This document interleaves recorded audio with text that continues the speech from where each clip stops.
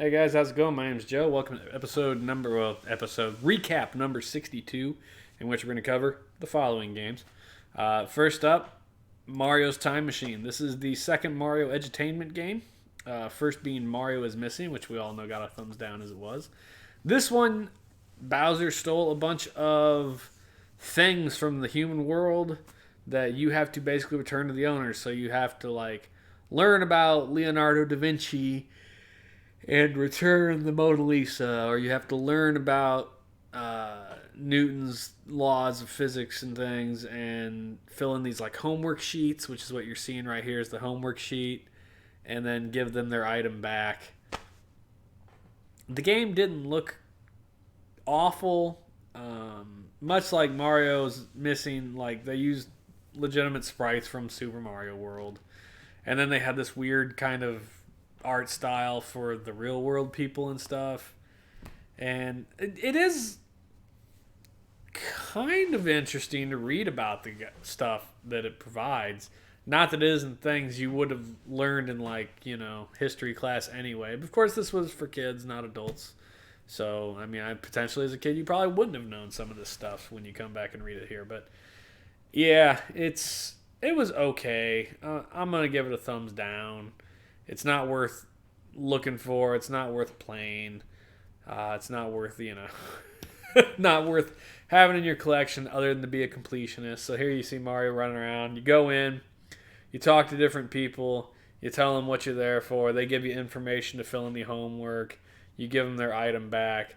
Then you use this little thermal detonator thing to travel back to the hub world, basically, where you then pick up the next item to take it back. So it's interesting in that way.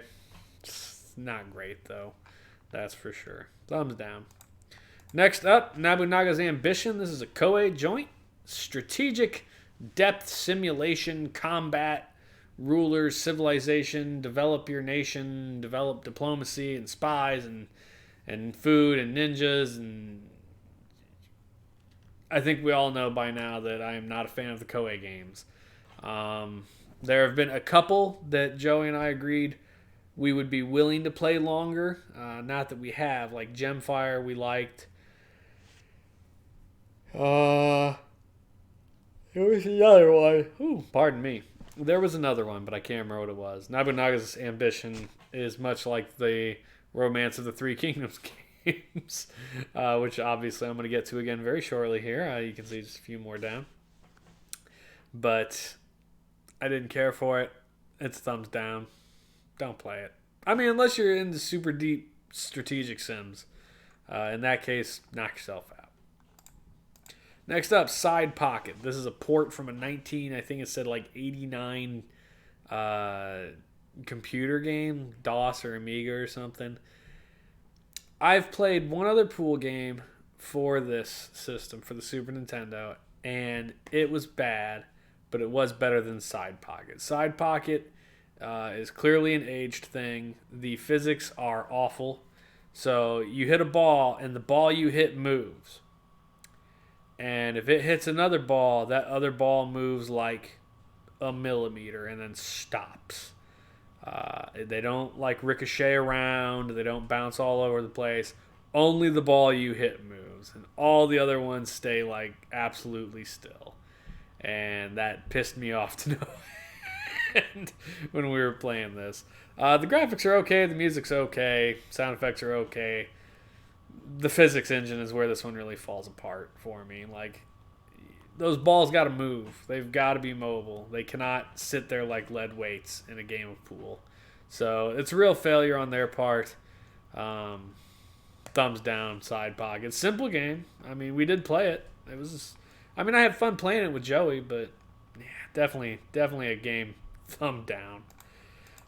Metal Marines is up next, and this was the surprise for me. I'd never heard of the game, never seen it, never played it. The cover art was this weird looking dude over a map of stuff fighting. There was 4 hands on the cover, which made very little sense. And this particular screen here is not great. This is me organizing my missile attacks and my mech attacks. But it is sort of a real-time sim in that you and your opponent are building your bases at the same time, but then when someone launches attacks, it pauses the game to do the attacks. So here you can see me launching missiles. They're going to fly across the screen to the opponent, where hopefully they'll make it past the anti-air. They did in that case. One of them did, and then you blast it. And then eventually you get your mechs over there, and your goal is to find your opponent's HQ and destroy it. Now, they can build fake HQs. You can too. You start with 3. You just have to have 1 at the end. But being a semi-real-time strategy type game, once the computer got a leg up on me, it was relentlessly kicking the shit out of me. But even then, so here you guys see my little mechs attack. Even then, it was still actually quite enjoyable. It was a fun and interesting game, and it is one I would not mind playing again at all. Like, it was a good time. So see here we got my 2 mechs attacking. That thing's a gun turret or a gun pod. There's his HQ. So it's a building, but it like hides underground, which is kind of weird. And so you've just got these blast doors. And obviously I'm going to kill the HQ here in a second. I blew those gun pods up, which was his only defense. What's weird is in the combats here, you get 1 minute basically to do as much damage as you can, and only in a selected area.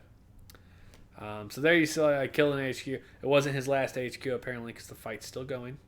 But yeah, it's got kind of like a SimCity-ish menu, and everything snaps to like a grid system, and it was a surprisingly fun game. The graphics I thought were okay. The music was okay. The gameplay was okay. Like, Metal Marines was a surprise for me, and I think it is well worth looking up. Go try that out, Metal Marines. Finally up, Romance of the Three Kingdoms 3, Dragon of Destiny. I've played Romance of the Three Kingdoms 2 ages ago. So, primarily I opened this one up to see the big differences. Now, the original one was a port from, I think, the Amstrad maybe, or the Amiga. I don't know. But its color palette was very limited. And there weren't a lot of interesting things to it. It was very much just a menu and tactical simulation, like it ran numbers and did your combats. Now, this one, the map is different. There's a lot more color. The menu system and how everything works is roughly the same. So that's kind of good. But the big change here was when you go into combat. So originally, like I said, it just calculated your numbers and you did a combat. And it showed like a little animation. And then it said whether you won or lost. Now, in this case, you actually get to fight your combat. So you get to assign generals to armies, which you could do in the first one, but you were basically just assigning numbers to numbers. In this one, you're assigning, different generals with skill sets to different troops that you have. And then you get to place them on the field of battle, move them around, try and get into the enemy's city and attack them. I don't think we're going to see... I know there's a combat in this clip somewhere, but it might be like 2 minutes in or something crazy. Because, this is me trying to, I'm trying to, offer an alliance to this dude next to me. He obviously, my little dude's he's not going to take that. Don't do that. So it advises you. So I withdrew that, and then I think I attack him here in a minute. Yep, there we go. Go to war. Off we go. This was so every Koei game has been one that really would benefit from using a mouse, and why they do not have mouse support is beyond me, especially considering that the Super Nintendo very much had a mouse at this stage. It boggles the mind why they didn't do it, and they really should have. So I would like to see the fight here just so you guys can kind of see what I'm talking about.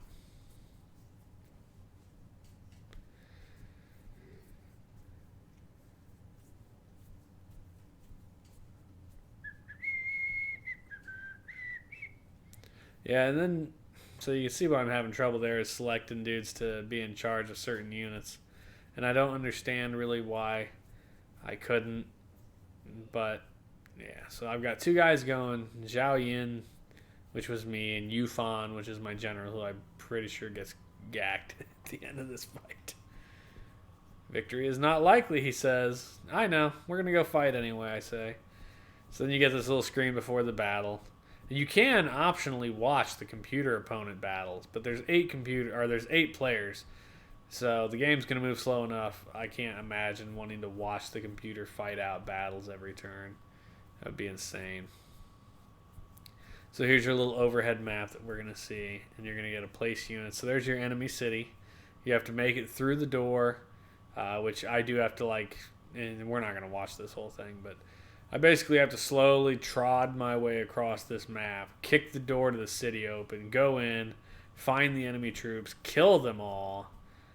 It's kind of crazy. And dudes move slow. There are roads on the map, and if you do not stick to the roads, you're only moving one time each turn. If you stick to the roads, I think you can move 2 or 3 times. It looks nice, but it just plays so slow, and it's not an exciting game to play. That's a fact.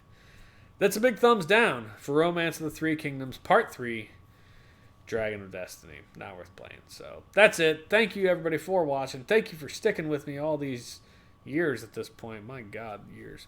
And we appreciate you. Peace out.